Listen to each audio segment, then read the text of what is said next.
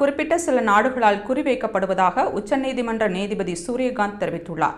Sweden தலைநகர் ஸ்டாக்ஹோமில் நடைபெற்ற நிகழ்ச்சியில் உச்சநீதிமன்றத்தின் அடுத்த தலைமை நீதிபதியாக வரவிருக்கும் சூரியகாந்த் பங்கேற்றார்.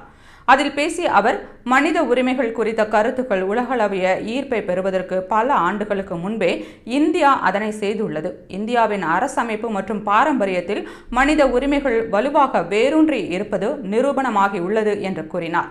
வெளிநாட்டு முதலீட்டாளர்களின் உரிமைகள் மற்றும் நலன்களை எந்தவொரு நாடும் காக்க வேண்டும் என்று கூறிய நீதிபதி சூரியகாந்த், இந்தியாவில் அவர்களுக்கான நீதியை வழங்குவதோடு அவர்களின் நலனை பாதுகாக்கப்படுகிறது என்று தெரிவித்தார்.